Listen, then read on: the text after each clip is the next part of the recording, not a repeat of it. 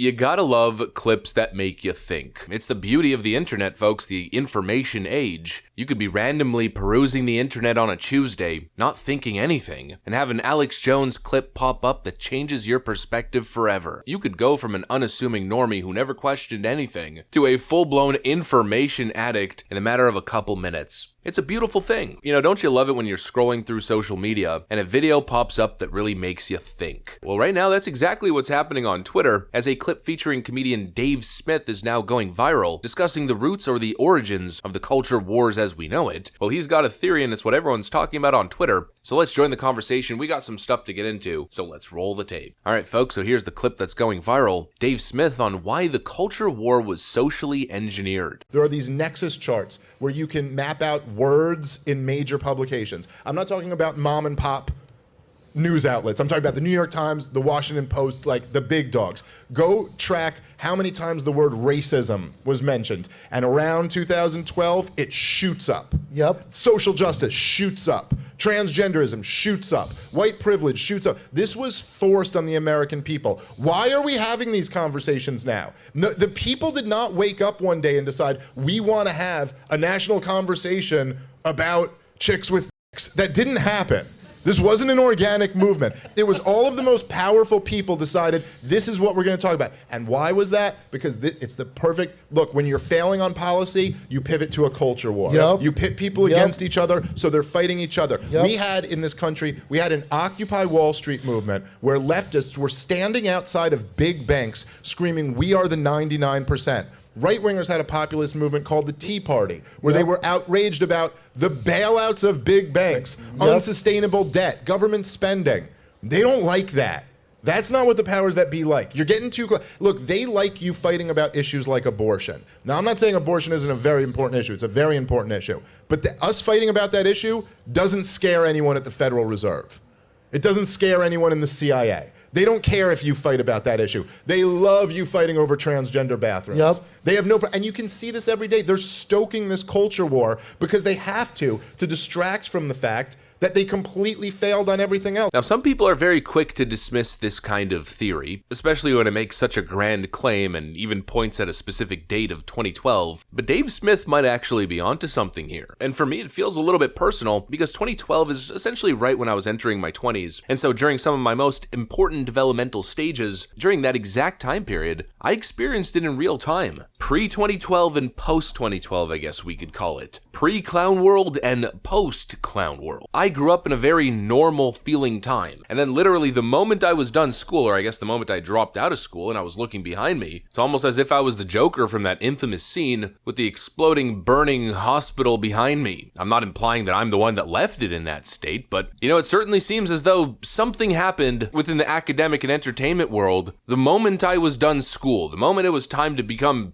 you know, a serious adult participating in society. It seemed as though this serious world that I was growing up in became increasingly more clownish through the years. And what's interesting about this phenomenon is that it's actually documented. What Dave Smith was referring to was this set of data which we've actually spoken about before. Here's number of news articles mentioning systemic racism from the 1980s to basically the 2012 period and beyond. Look at that insane spike. Here's number of news articles mentioning white privilege, the same exact spike right after 2012. Number of news articles mentioning diversity and inclusion, same thing. Number of news articles mentioning unconscious bias, you know, all the left's favorite gaslighting pseudo-academic terms, spiking through the roof right after the 2012 period. Essentially what Dave Smith is implying is that there's no way this kind of a massive spike is coming from an organic cultural sort of revolution or shift. These aren't organic trends. It had to have been planned. And I see where he's coming from just because the numbers themselves seem so ridiculous. You know, the spikes, the parabolic trend within such a short period of time, such a monumental spike, just like we've seen with the increase in identifying as LGBTQ or other genders within the Gen Z demographic. Some figures suggesting over 20% of Gen Zers are identifying as LGBTQ, up from the 4 to 5% in the 60s to 70s, 80s, and 90s. A slight spike with millennials, which in a way did feel organic. That's my generation generation, we grew up in a culture where really grievance wasn't being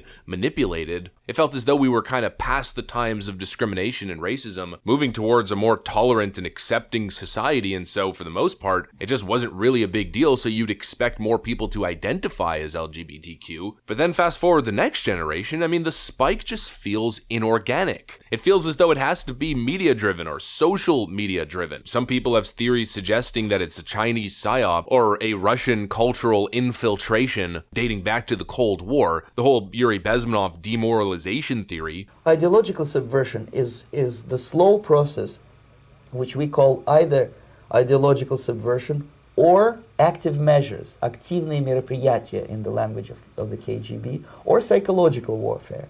What it basically means is to change the perception of reality of every American to such an extent that despite of the abundance of information, no one is able to come to sensible conclusions in the interests of defending themselves, their families, their community, and their country.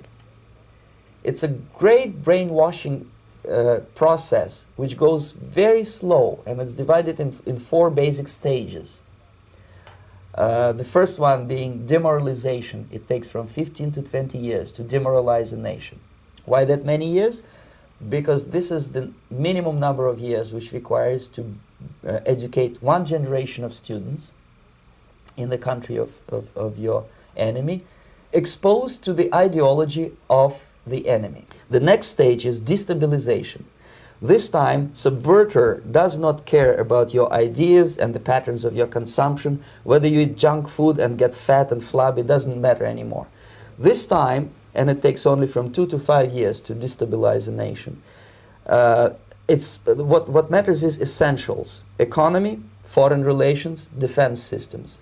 The next stage, of course, is crisis. It may take only up to 6 weeks to bring a country to the verge of crisis. You can see it in Central America now. And after crisis, with a violent change of power, structure, and economy, you have so-called the period of normalization. It may last indefinitely.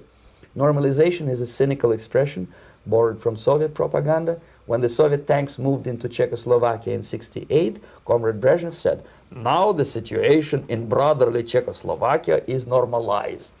This is what will happen in the United States if you allow all these schmucks to bring the country to crisis, to promise people all kind of goodies and the paradise on earth, to destabilize your economy, to eliminate the principle of free market competition, and to put a big brother government in Washington, D.C., with benevolent dictators like Walter Mondale, who will promise lots of things, never mind whether the promises are fulfillable or not. All potentially valid theories, and then there's a more domestic theory, I guess we could call it, built on the shoulders of knowledge around topics relating to Operation Mockingbird, which was an alleged large-scale program of the United States Central Intelligence Agency, the CIA, that began in the early years of the Cold War and attempted to manipulate domestic American news media organizations for propaganda purposes. Whether it's remnants of Operation Mockingbird or the 2012 Smith-Mundt Modernization Act, which once again allowed the federal government to start creating propaganda for American content produced for audiences abroad, who's to say that it doesn't all have a connection even domestically? It seems like all the global superpowers of the time back in the 70s and 80s and 90s were in some sort of intelligence-driven, tech-driven psyop arms race. The implication from people who wish to question nothing is that relics of that culture, I guess, just cease to exist as we enter the digital age. I feel as though that might be a little bit naive. I have a hard time buying into any kind of dismissive narrative, especially when we see the kind of data that we have access to, the kind of cultural change that we have seen happen in such a short period of time.